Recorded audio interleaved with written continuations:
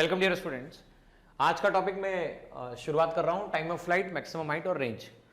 देखो, पिछले टॉपिक में मैं आपसे इक्वेशन ऑफ ट्रेजेक्टरी के बारे में बात कर चुका था।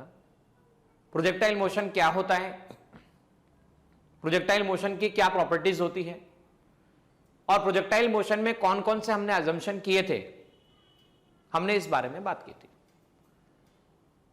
अब आगे जो topic time of flight, maximum height और रेंज, कई क्वेश्चन एग्जामिनेशन में इन टॉपिक से पूछे जा चुके हैं।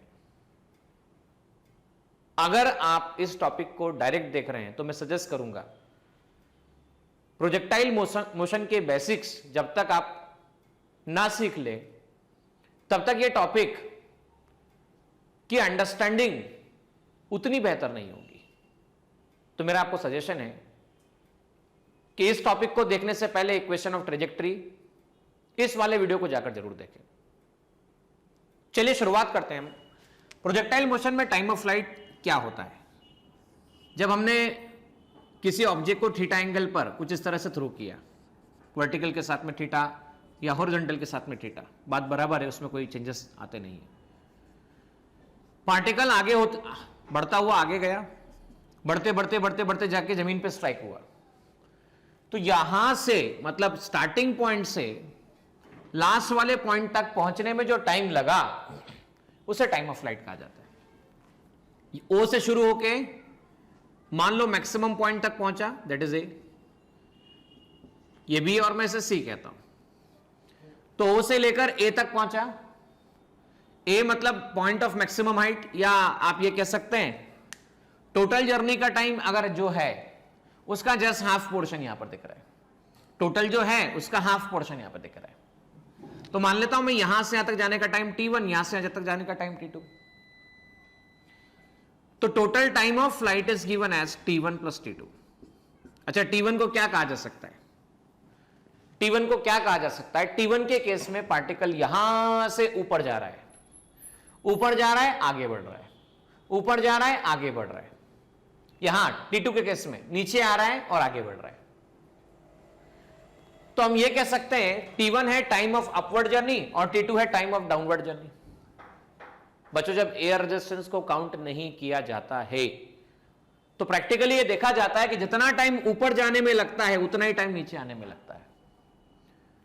जितना टाइम ऊपर जाने में लगता है उतना ही टाइम नीचे आने में लगता है। तो अगर हम ये कहते हैं तो इसे कह सकते हैं T1 इक्वल टू T2, तो मैं ले लेता हूं इसे T प्लस T या T1 T1। सो इसे मैं 2T1 कह सकता हूं। I can say this is 2T1। Projectile motion के लिए along x एक्सेस बात की जाए, along x axis projectile motion में ux u cos थीटा। किसी भी प्रोजेक्टाइल मोशन के लिए x की वैल्यू 0। मैं along y एक्सेस बात करता हूं, y एक्सेस, तो आप देख सकते हैं uy की वैल्यू कितनी होती है। तो uy की वैल्यू होती है u sin थीटा। ay की वैल्यू कितनी होती है? Acceleration due to gravity. हर केस में एक्सेलरेशन ड्यू टू ग्रेविटी की वैल्यू डाउनवर्ड होती है, डाउनवर्ड, जी डाउनवर्ड। डाउनवर्ड मतलब क्या? नीचे की तरफ। और डाउनवर्ड सिंबल को मैं बता चुका हूं पहले भी, माइनस जी। देखिए ओ से ए, ये वो टॉप मोस्ट पोजीशन का पॉइंट है। टॉप मोस्ट पोजीशन का पॉइंट है मतलब मैक्सिमम हाइट का पॉइंट है। मैक्सिमम हाइट का पॉइंट है मतलब ये हुआ इस पॉइंट पर, ए पॉइंट पर y डायरेक्शन में, देखना ध्यान से बच्चों, ए पॉइंट, तो आप ये कह सकते हैं पहले ऊपर गया, ऊपर गया, ऊपर जाते जाते जाते यहां पे रुका, फिर आगे बढ़ता रहा, नीचे आता रहा, नीचे आता रहा, नीचे आता रहा। मतलब क्या? मैंने ऐसे थ्रो किया, ऊपर गया, जस्ट मूवमेंट पे रुका, फिर नीचे आया। तो मैक्सिमम हाइट वो पॉइंट होता है, मैक्सिमम हाइट वर्टिकल डायरेक्शन का वो पॉइंट होता है, वर्टिकल डायरेक्शन का वो पॉइंट होता है जहां पर वेलोसिटी 0 होती है। वाई डायरेक्शन की वेलोसिटी, वर्टिकल वेलोसिटी 0 होती है। और टॉप मोस्ट पोजीशन पर मैं पहले भी बता चुका हूं प्रोजेक्टाइल मोशन की प्रॉपर्टी होती है, इसका horizontal component of velocity change नहीं होता। तो चलिए हम ओ से ए पहुंचने में कितना टाइम लगा वो निकाल लेते हैं।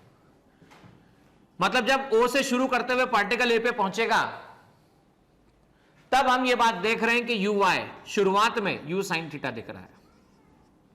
ए वाई की वैल्यू आपके पास माइनस जी है, वी वाई फाइनली वेलोसिटी कितनी है, तो फाइनल वेलोसिटी 0 है।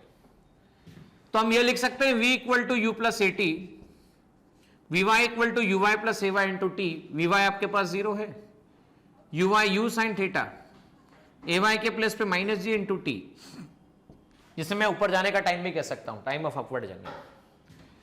तो टाइम ऑफ अपवर्ड जर्नी आपके पास आ जाता है U sine theta upon G. U sine theta को आप यू वाई बाई जी भी लिखते हैं, यू हमें ऐसा भी लिखा जाता है यू वाई बाई जी। तो हम टाइम ऑफ फ्लाइट को क्या कहते हैं, what is the time of flight? तो time of flight twice of 2t1, that is 2t1, 2 into t1 मतलब क्या, u sine theta upon G, 2u_y upon G, कुछ इस तरह से इसे लिखा जा सकता है। तो टाइम ऑफ फ्लाइट का ये एक्सप्रेशन, टाइम ऑफ फ्लाइट का ये एक्सप्रेशन दो टर्म में एक्सप्रेस किया गया है, एक एंगल के टर्म में और एक कंपोनेंट के टर्म में। एक एंगल के टर्म में और एक कंपोनेंट के टर्म में, दोनों टर्म के क्वेश्चंस हम एक बार लेके देख लेते हैं किस तरह से आंसर निकलेगा। देखिए मैंने 100 मीटर पर सेकंड से प्रोजेक्ट किया, 30 डिग्री के एंगल पे प्रोजेक्ट किया, मुझे टाइम ऑफ फ्लाइट निकालना है। जी की वैल्यू में ले रहा हूं 10 metre per second square, question में ऐसा गिवन है। If it is given in question, तब क्या करेंगे?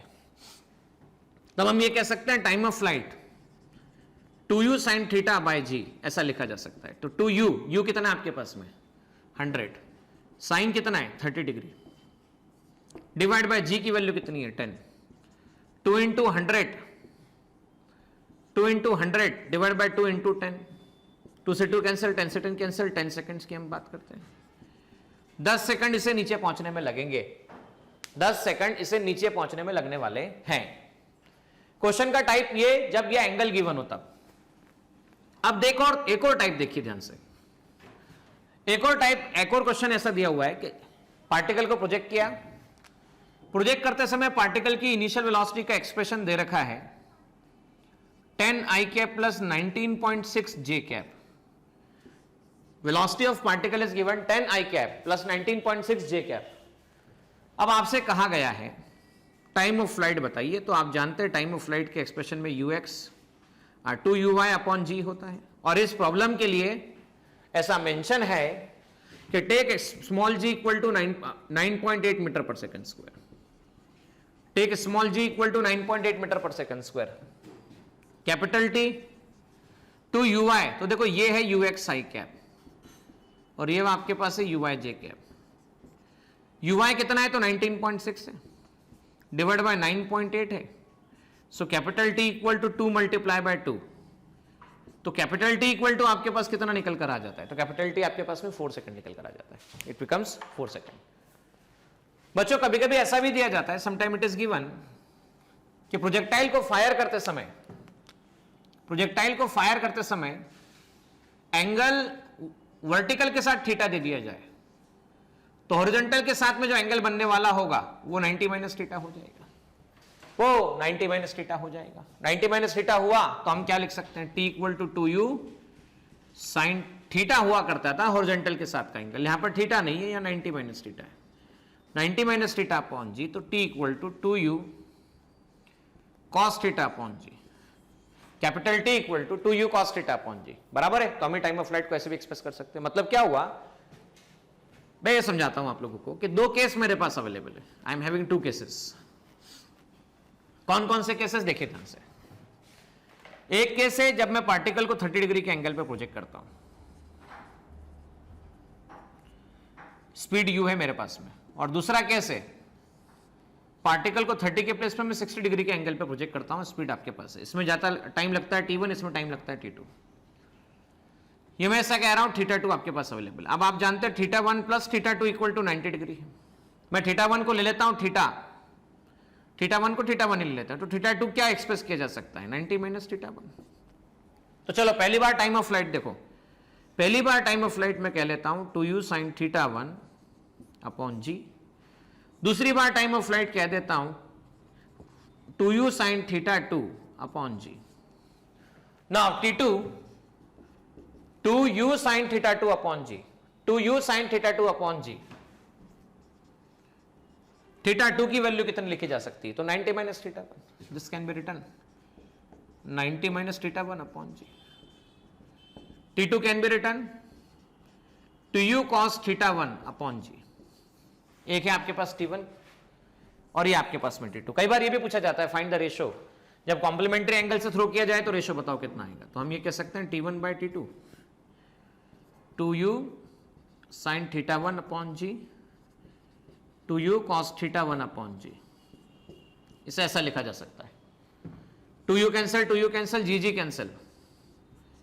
T1 बाई T2 आपके पास कितना निकल कर आ जाता है sin θ1 upon cos θ1। So this is the value T1 by T2 is given है sin θ1 अपॉन cos θ1, और इसे आप चाहें तो sin θ अपॉन cos θ को लिख सकते हैं आप tan θ1। तो टाइम ऑफ फ्लाइट की छोटी मोटी बातें मैं आप लोगों से भी चर्चा कर चुका हूं। नाउ कुछ और टाइम ऑफ फ्लाइट के अलावा मैक्सिमम हाइट की हम अब बात कर लेते हैं। भाई मैंने अभी डिस्कशन किया आप लोगों से मैक्सिमम हाइट का मतलब क्या है। मैक्सिमम हाइट का मतलब जो आपको यहां से यहां तक दिख रहा है, ए से लेकर बी तक, दिस इज मैक्सिमम हाइट। अच्छा मेरा एक प्रश्न है बच्चों आप सभी स्टूडेंट से, मैक्सिमम हाइट कौन सी डायरेक्शन में दिख रही है आपको, वर्टिकल या हॉरिजॉन्टल?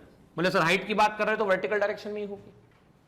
तो मैक्सिमम हाइट वो पॉइंट है जब फाइनल वेलोसिटी जीरो हो रही है। तो वाई डायरेक्शन में देखो यू वाई इक्वल टू कितना है शुरुआत से ही, U sine theta. A Y कितना है आपके पास में माइनस जी। एस वाई कितना है आपके पास में यहां से यहां तक plus H maximum. H maximum अब हम क्या कहते हैं, हम कहते हैं V square equal to U square plus twice A S. V square equal to U square plus twice A S. Y direction Y direction Y direction और Y direction. Y direction में जब यहां पर जाता है टॉप मोस्ट पॉइंट पर, at top most point Y direction की velocity zero हो जाती है, जीरो का square. U Y initially Y direction में कितना है, यू साइन थीटा का whole square twice minus G H maximum. H maximum equal to U square sine square theta upon two G. H maximum equal to U square sine square theta upon two G. हम चाहें तो इसे ऐसा भी लिख सकते हैं U Y square upon two G, U Y square upon two G. This is the expression of maximum height. ठीक है, अब देखो पिछला टॉपिक जो था उसमें मैंने क्या बताया था, मैंने बताया था 2u sin थीटा अपॉन जी।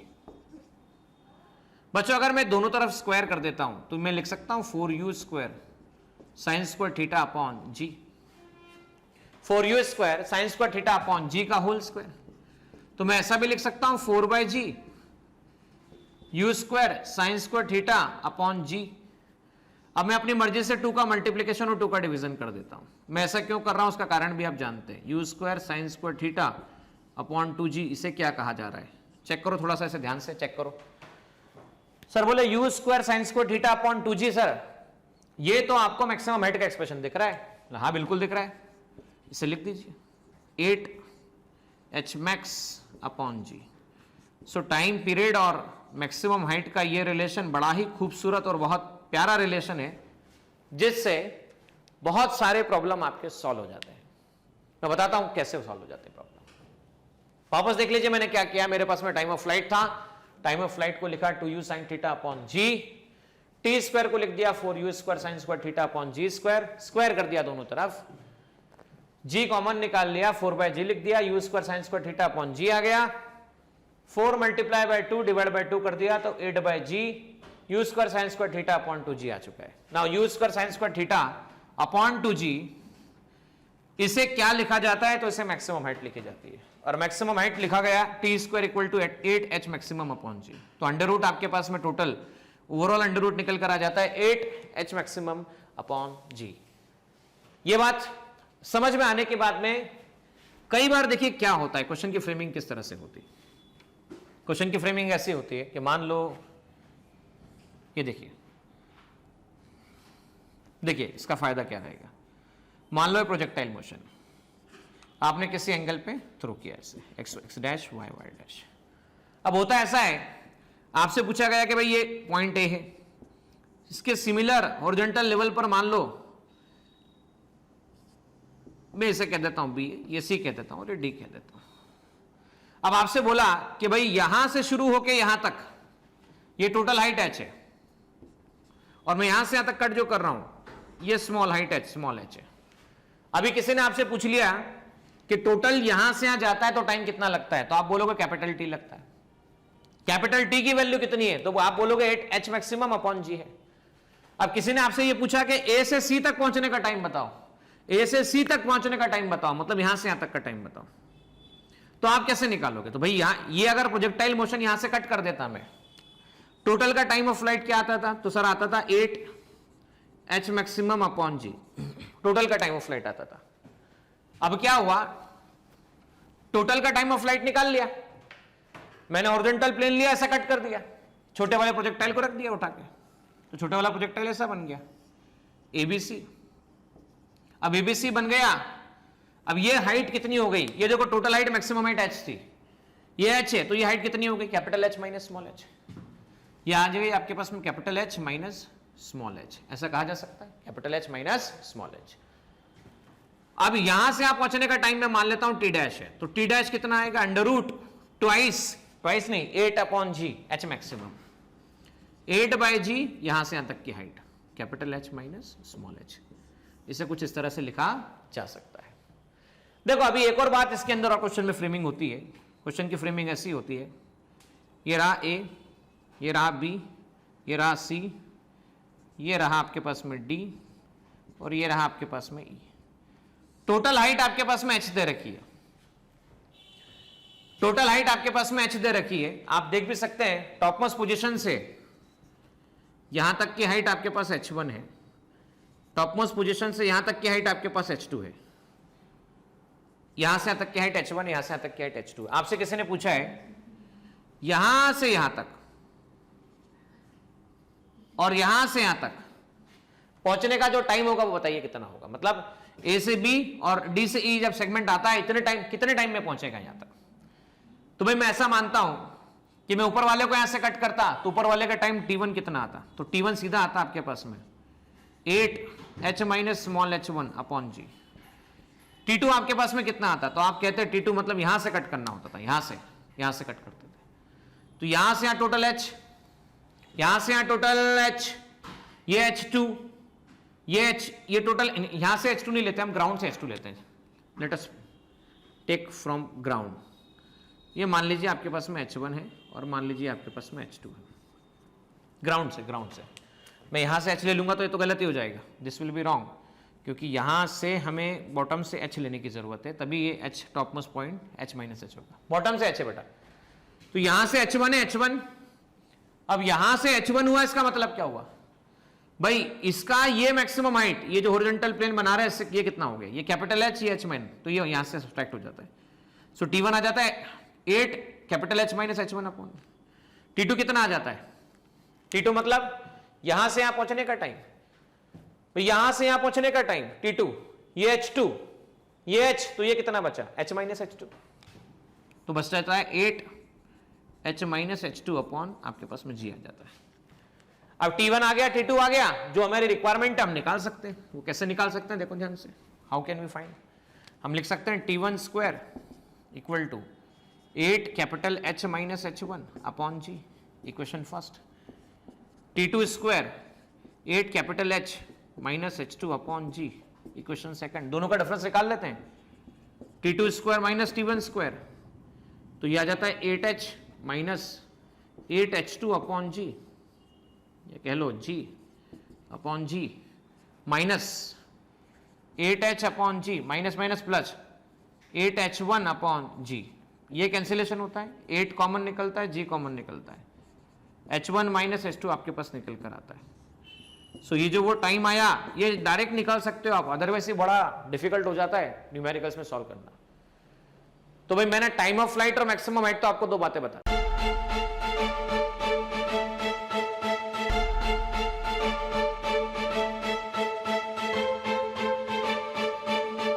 पुरोहित अकॅडमी, मेन ब्रांच प्रभात चौक, MJ कॉलेज रोड, लोकमान्य हॉस्पिटलच्या बाजूला, जळगाव, आणि पांडे क्लासेस जवळ, बंधन बँके शेजारी, ट्रॅफिक गार्डनच्या समोर, जळगाव।